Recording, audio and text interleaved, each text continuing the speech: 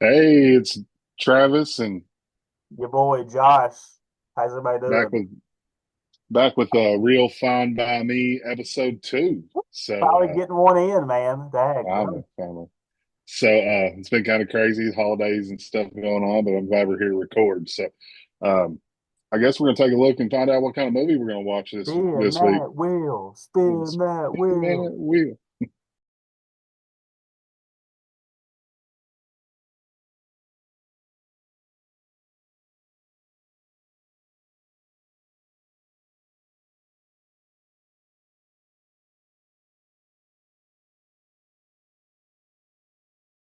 Meet the Parents, Oh man, that's a a classic. I 2000s classic.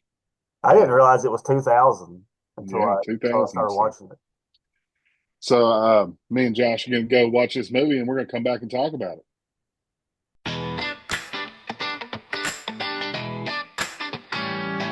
Yo, it's Josh and T-Cat. Best believe that. Reeling in the truth. Stacking on the film stack. Popcorn popping. Critics keep talking. On this podcast, ain't no time for stalking. Real fine by me, we keeping it free. Josh and T-Cat, the hosts you wanna see. Movie reviews, jokes that ain't new.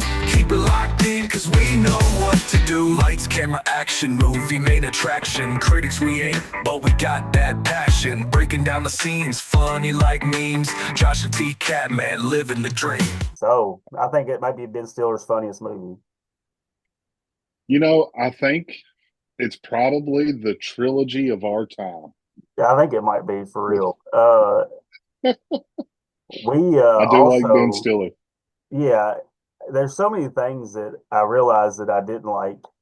I watched this movie 1,000 times. The first time I watched this movie, I was probably, let's see, 12, 13 years old, and my grandmother rented it. It was like a snow day.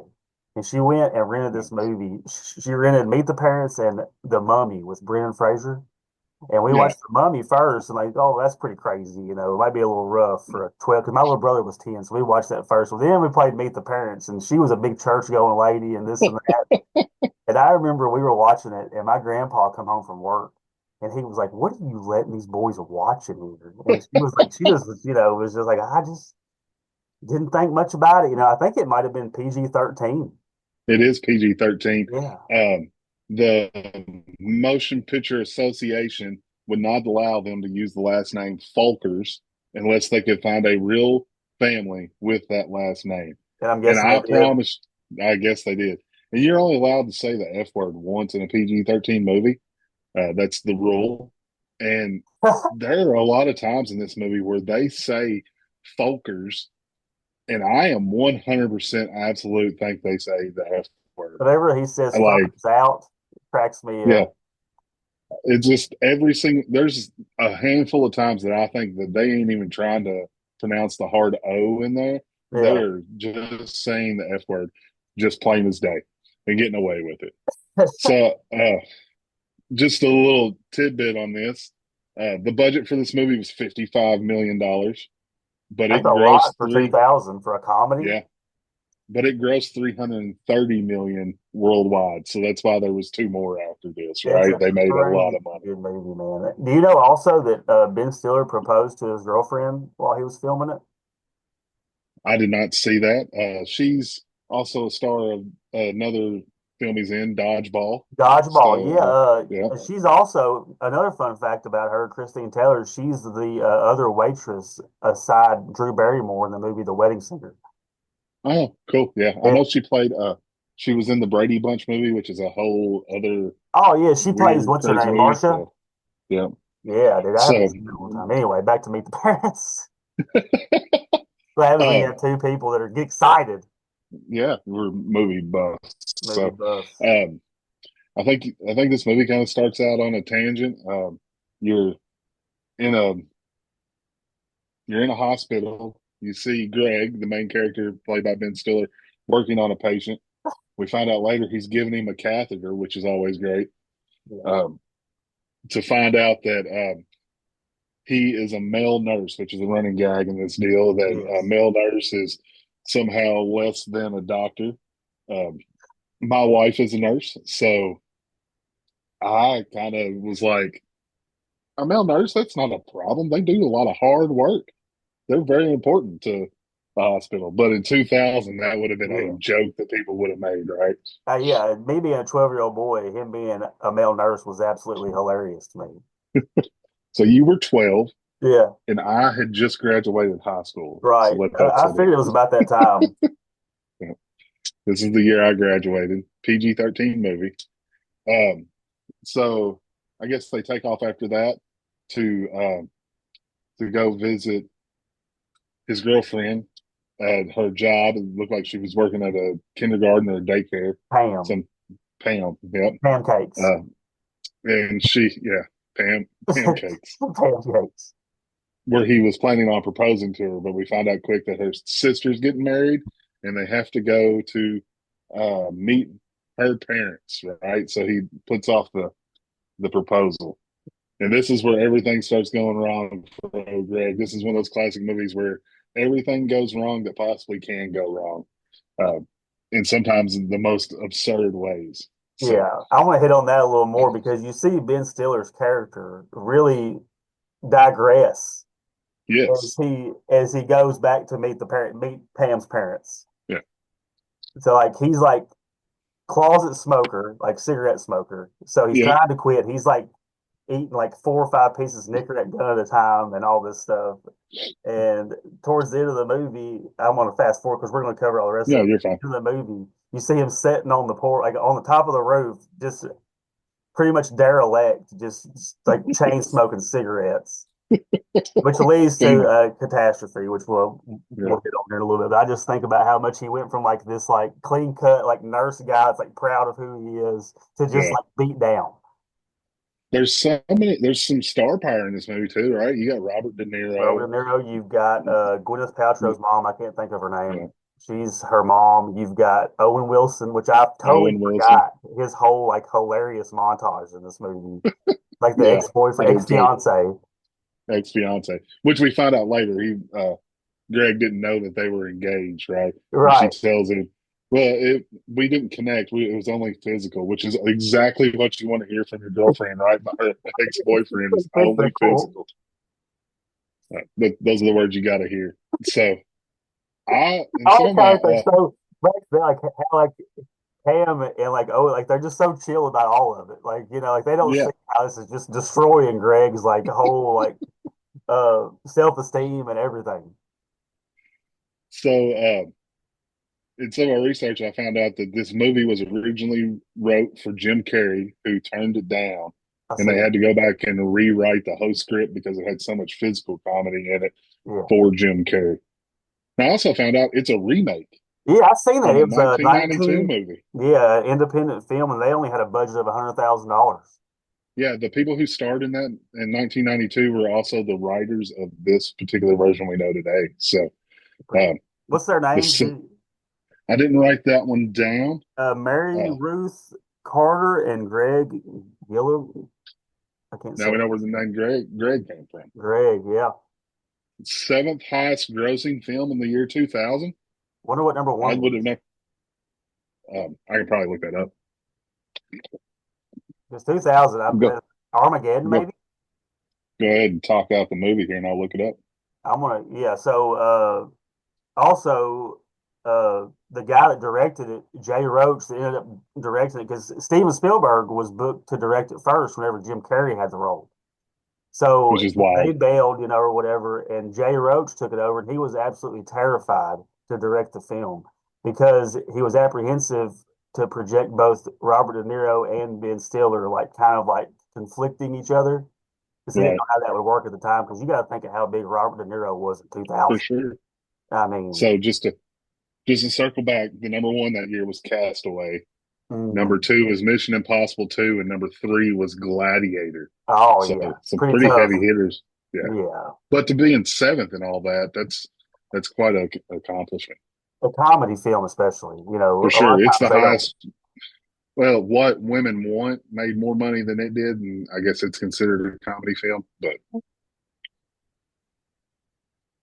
That's wild. I forgot about yes. that movie too. What Women Want. I totally forgot about that movie. So, Greg's problems start off there at the beginning trying to propose, but they really get ratcheted up as they're going to meet the parents, and he's in the airport and he has to check his luggage, Which he hates right? the idea of having to check his luggage anyway. Right, and he's got his engagement ring in there, which is an ongoing gag in this movie. Him trying to find his luggage with Luggage, yeah. yeah. So The good people of Samsonite maybe created maybe more than one bag. Do you think they maybe done that? I use that line from time to time in my regular life. Right. Uh, out of some quick get rich quick scheme to make profit, they may have produced more than More than one. one bag. The crazy people at Samsonite. So he gets to the house and he rolls up in a green Ford Taurus rental car. So Robert De Yep. Niro's first, like they're sitting in front of the house, and Robert De Niro's first impression of him is like, "Oh, this guy's got a green Ford Taurus or whatever." Well, he gets out of the car. He goes, "Hey, Greg, how you doing?" He goes, "Nice car." He goes, "You didn't want like a bigger sedan or something?" He's like, "Yeah, I just went with the mid-size economy or whatever." And he's like, "I noticed you chose green." He goes, "Did you pick that color?" He's like, "No, no, the guy at the rental car place did." He's like, "Oh," he goes, "Why?" He goes, "Because geniuses tend to like the color green." Yeah, he's on him from the very beginning, right? Man, on him, on him. Uh, Like that's like the dad I want to be one day. Like almost like that's like the stereotypical like protective over their daughter dad. right. One of my favorite bits is that right after this, they're sitting down in the living room talking to each other, meeting each other, and he's showing him his surveillance with the cameras that are in the house, and he's holding the bear with the camera in it, and he's pointing it right at her mom, and in the background you can see it shooting straight up her skirt. You Yeah, can't see anything, right? But it's like so obvious. He's like, "Oh, that's one of my favorite gags in this whole deal." Um, he brings him a plant because he's supposed to be this botanist, right? right. This That's his cover this story. right, and he does. He's like, I don't. You can tell Robert De Niro's character has no idea about plants, and we're kind of ticked off that there's something going on here, right? So Right. we kind of find out through the next charades. Greg has no clothes. He's uh he's Yeah. borrowing. He's borrowing Because the airport lost his luggage. We've covered yes, that. So he's trying to get that. So what he tells him, like what's Robert Niro's name? Jack? Is that right? Jack. Yes, yeah, Jack. He's like, Jack. you can, like, her mom's like so sweet. Dina Bobina is so sweet. And she's like trying to facilitate Greg and pretty much trying to like run interference over dad. You know what I mean? Right, Like, hey, just take it easy. Like, she don't even pay him no attention because she knows how he is. So right. they end up going to the drugstore or something, right? Like right after that, like him and Yes, Robert De Niro go to the drugstore together. to get Tom Collins mix. Tom Collins mix it. But I'm sorry. after Ben Stiller sees him pouring out a whole bottle of Tom Right. Collins. Yep. Because he wanted to try to find some clothes, which Right. at a drugstore for some reason, Yep. Pam was trying to help him out, get a little bit closer to her dad in the process too. And we see uh, him on the phone talking to somebody else secretive. We get another tip that he's not what he says he was. Right. Yeah. He's some kind of special like intelligence guy or something. Because doesn't he meet a guy in the parking lot and gives him a package or something? Yes, he gives him a package. Greg's in the pharmacy asking for the most expensive champagne they have, and they're like, "Oh, it's Monell's, $13." He goes, "You don't have any like $13 a bottle. He said, "You don't have any like $100 bottles of champagne." He's like, "You can buy a lot of Monell's." Drugstore, $100 bottle of champagne. Oh, wild shit. Gaylord. Yeah, that's the big teller in the middle, right, or at the end of the second act after Yeah, I all don't. this Yeah, went crazy. I didn't mean to skip over. Probably my Oh, favorite you're fine. scene is the dinner scene. So Oh, they get back from yes, the the drugstore classic. and they're sitting down to eat dinner. Well, Dina, Pam's mom, has fixed this delicious looking roast and like sweet potatoes and green beans, like this nice family meal, and they're sitting down. It Well, was rare. yeah, yeah. So he's like they're enjoying it. Well, the first thing that he notices is like Greg is eating and he's like starts talking about this urn or whatever. And he's like, "Oh, the Yes, urn or whatever." And the whole time Robert Niro's kind of looking at him, just like nodding his head. And he goes, "That's my mother's ashes, Greg." So he just totally just like kills the whole mood. And they come to and find he out says this Greg's poem about his mom, and it's just vomit yeah, on the wall. Uh, I did forget about the poem. I always forget about that part. Him doing that poem. It's like so like weird. yes. And then Greg decides to open up his $13 of Modelo champagne, Yep. sends a cork flying in the urn, Yep. and knocks it off, and all the ashes fall on the ground. And since they've been depriving Jinxie the cat, which is a big player in this thing, from Yeah. going to the bathroom in the litter box, that's what he immediately does, is He goes goes to the straight over to the bathroom. ashes. Yeah. Yeah. And then they find out So, that good. the whole part, like them, like they ask Greg to say grace, and they find out he's Jewish. Right. So he's like got a big problem with that, and he's like, "Well, Jewish people pray," and he's like, "Okay." So he like does this, like he stumbles through this prayer, like trying to fit in, Yeah. and Her mom was like, that's nice. then they come to find out, like Greg tells them that he grew up on a farm and that he used to milk all sorts of animals. And he's like, "I thought you grew up in Detroit, Greg." And he's like, "Oh, it was on an old family farm." And he goes, "There was these cats." He goes, "We used to milk these cats." He said, "I grabbed these cats by their little teats and he would pull on them." And he goes, all of a sudden he looks over at Jack and Jack says, "I have nipples, Greg. Can you milk me?" Can, can you milk me? Which is probably the biggest standout line of this whole movie, right? Yeah, right. 24 years later, people still say that. That's what I I wrote have down at the nipples. top of Can my you milk me? notes. Well, But it's it's like, the biggest thing. yeah, So apparently, De Niro loved this cat. They didn't want it's some kind of special breed of cat, but they're really hard to train, those right. cats. And De Niro loved the cat so much they were going to change the cat, and he wouldn't let them. Apparently, during between takes, he'd go over and like feed the cats and take care of them. There were two of them, and play with them between takes of the movie Huh. because he loved the cat so much. I can see that. He'd be a big cat guy. So, Naomi, another fun fact about Pam is Naomi Watts auditioned for the role like 4 or 5 times, and they ended up giving it to oh, the really? woman that played Pam. Cherry Polo was her name, Yeah. and she was kind of slated to be the next big thing after these movies, but never really went anywhere after that. Didn't she do like a Playboy expose or something? That maybe, Maybe our maybe, listeners can let us know in the comments. Look into maybe. that, fellas and gals, maybe.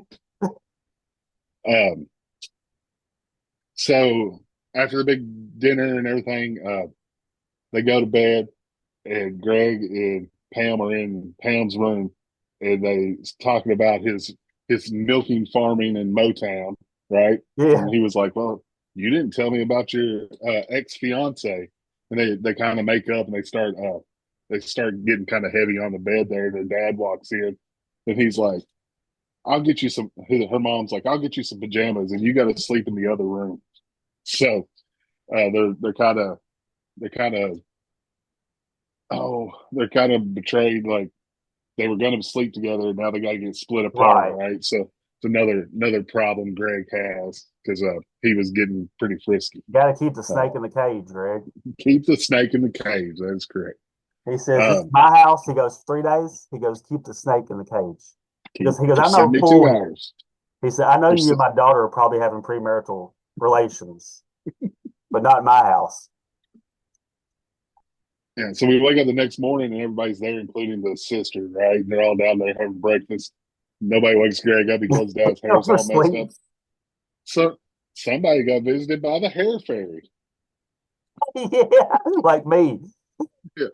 So they kind of have a talk there. You meet his sister and her soon to be Dr. husband Bob.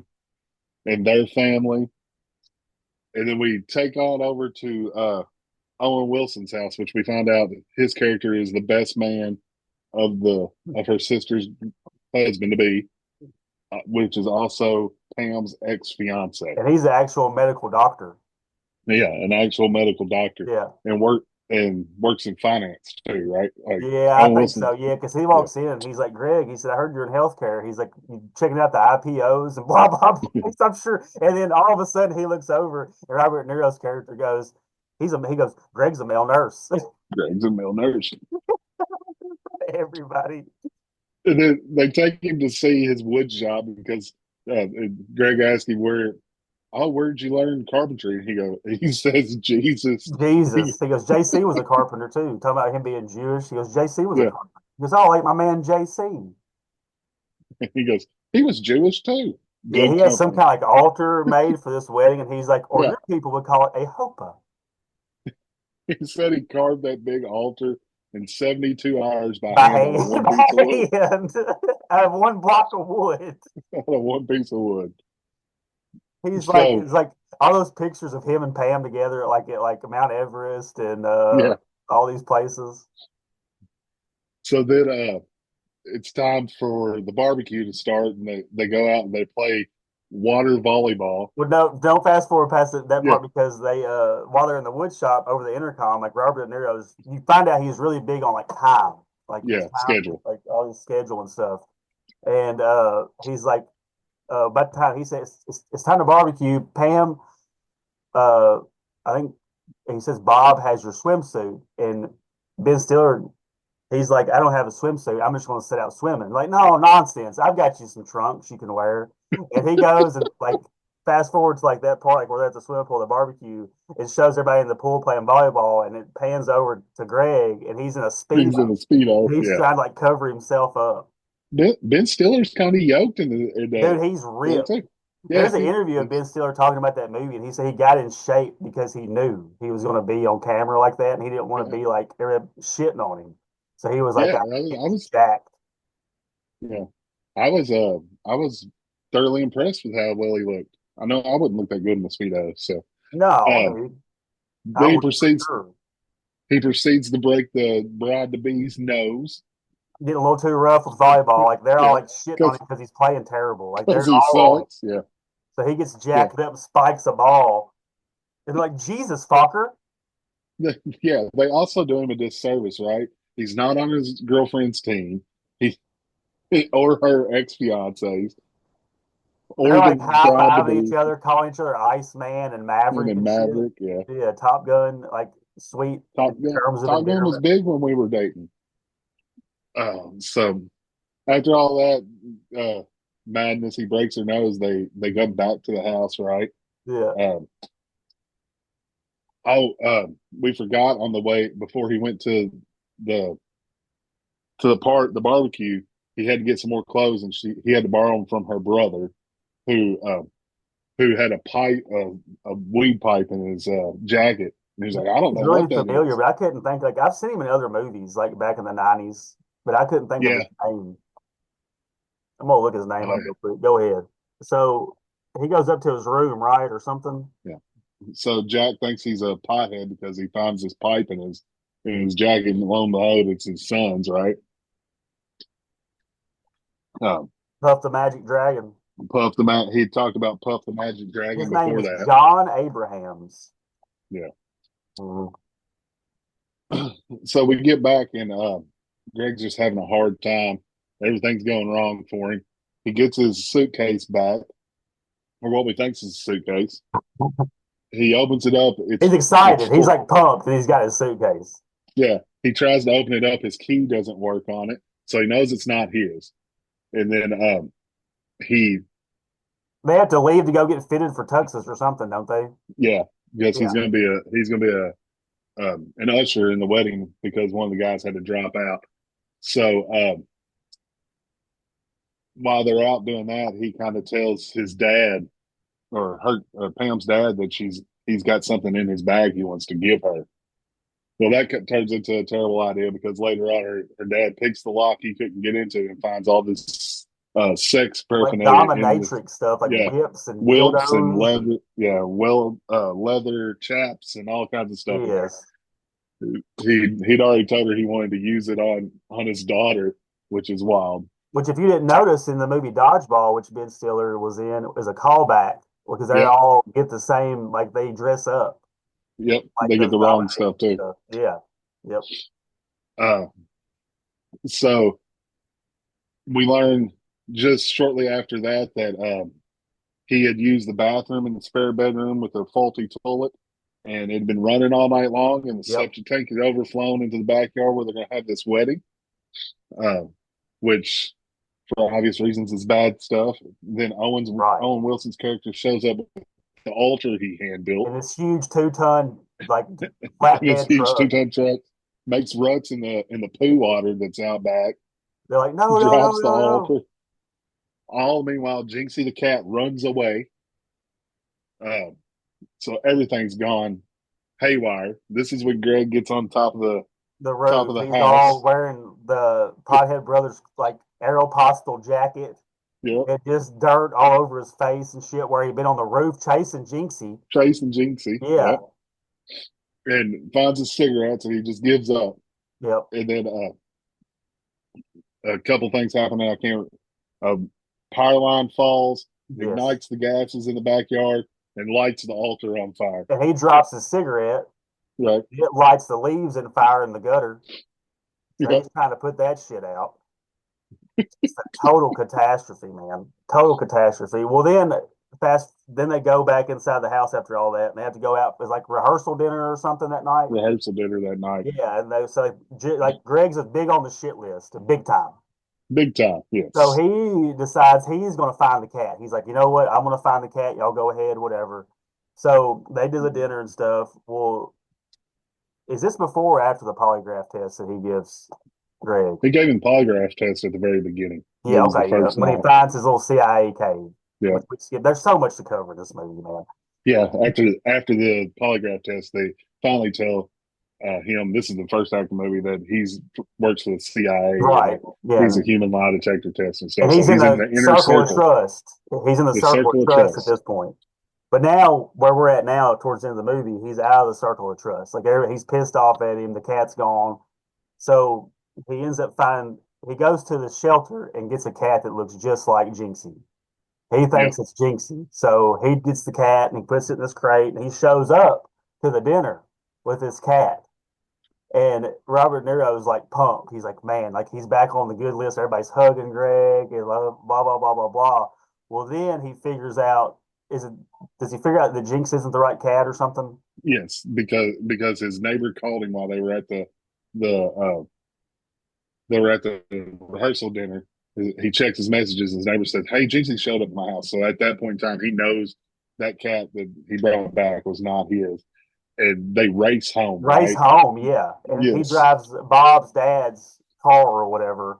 And he's yeah. like, Because Jesus fucker. Greg knows that the cat's Yeah. not the right cat. So they're racing home, and he misses his turn, and Jack gets there first. And of course, all hell breaks loose because the cat has destroyed the wedding dress, everything in the room, has tore up the whole house. At this point, it's rock bottom for Greg, and he's like, "Screw it, I'm taking off." Um, Pam's like, "Have you lied about everything? You lied about the cat. You lied about the MCAT test." And he's like, "No, I took the MCAT. I could have been a doctor. I just didn't want to be." Right. And she doesn't believe him, so he heads off to the airport, gonna leave, Yeah, they broke up and pretty much, probably right? They're like yeah. separating or whatever. So this is probably one of my favorite like hidden little Easter eggs in this movie. He gets to the airport trying to get a ticket home, and he's talking to the lady at the counter, and she's just typing away, just and just all you hear all these key clacks. Which, if you fly a lot like I do, they don't ever get on that keyboard. She's typing like 1,000 letters and is like, "Oh, that'll be $1,000." There's no way she looked up anything Right. at all. The whole time she's just typing away, and it makes me laugh every time. Man, it is funny. So that and he goes to get on the airplane, and the lady is like, "We're now seating rows 9 and above," and he's like, "I'm in row 8. Can I just go ahead and go?" And she's like, "We're seating 9 and above." Then it pans around, and he's the only person standing there. Right. He just had man, and then he gets on the plane and like they call it, he like they think he's like a terrorist. And he Yeah, starts flipping out because his bag yeah. won't He's like, "It's not like I have a bomb out bomb here." is. And they're like, oh. So he gets put in detention at the airport. Yeah, Well, who comes to interrogate him and bail him out? No other than Jack, yeah. Pam's dad, Robert De Niro. Which at this point he has realized that Greg wasn't lying about the MCATs, Right. that Pam loves They him. found out his test results were like really good, like 97th percentile or something. Yeah, and that he was all wrong about him from the get go, and that everything that happened was just coincidence. So he's on the path to getting back, so getting back to the house to be with Pam, and he knew exactly what he wanted to do and It gives him asked like her. a self lie detector test. Like he holds his Right, arms and shit, and they bond a little bit. yeah, they bond, and he ends up bringing her back, where he was able to actually ask her for her hand in marriage.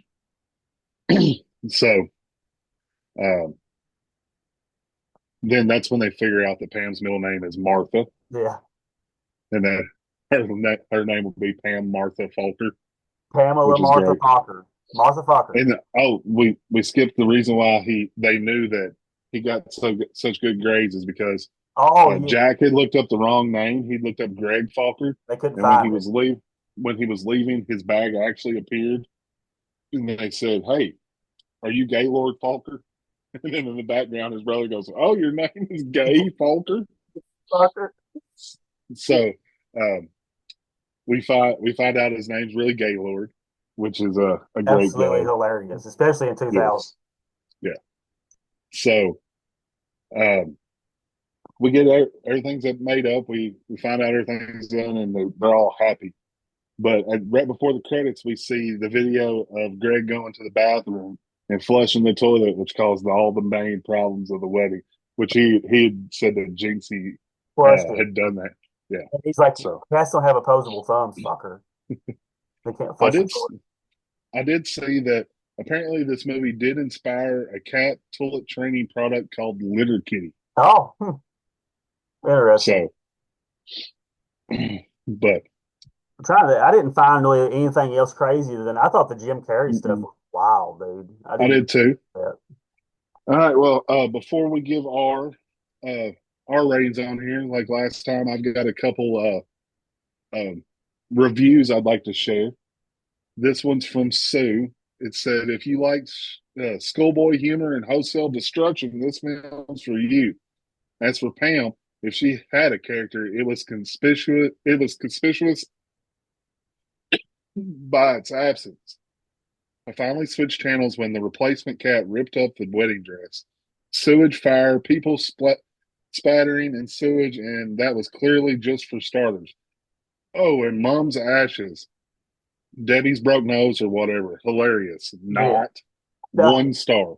Ah, And then on the other end of the spectrum, I got not only seriously funny, but also realistic too, as it shows one of the true fears that everyone at some point in their lives has dealt with meeting their significant other's parents.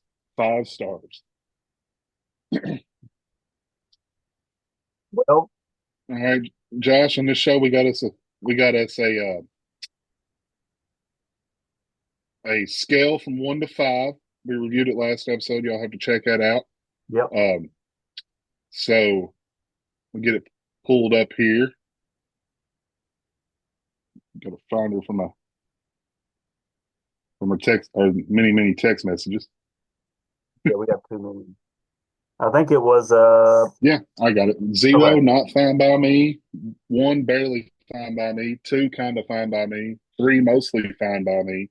4, real fine by me. And 5, really fine by me. Where would you put this Meet the Parents 2000s classic ranked in the Josh scale? I want to give it a 3.7. Mostly fine by 3.7. me, teetering on real fine by me. I think it hits all of the necessary aspects for a good comedy, a good family comedy. Even if you have older children, it's fine to watch that with them. You can even Yeah. like it would break the ice on some topics if you wanted to watch it with like a preteen boy or a teenage boy. I think it would be good to watch with them, depending on the maturity of the child. But I Yeah, think it's a hilarious movie. What's not to like about Robert De Niro and Ben Stiller? I agree. So I'm right there with you. I'm giving it a 3.5, 3.5, mostly fine by me. I think it's a classic. I think there's others out there that are way better, but there's Right. not many that are worse. So, or Yeah, it's not like a there's big not many for that are nothing, better. like you So, said. It's not like a benchmark comedy movie, but I think it's no, one that if you watch it for what it is, and you have to really like Ben Stiller. It's heavy Ben yeah, Stiller comedy, his style of comedy, very he's dry, he's a classic 2000s comedy actor. Um, sarcastic, kind of I, smart ass. right up my alley. Kind of where I like to stay at with myself and my humor. That's most of my jokes are Yeah. probably would probably be influenced by a Ben Stiller type. I was about that coming Yeah, up, I agree. so but yeah, I three think it's classic. sevens for So me. What'd you give it? a 3.5. Three So five. Okay. Sounds good. yeah. Well, I think this kind of wraps up this episode. We will be back again next Sure. week with another classic. I'm sure we'll find out what the wheel has in store for us. So, Sounds good. Thank y'all uh, for listening. yeah, we appreciate the views. Thank y'all. Everybody have a good one. Peace out.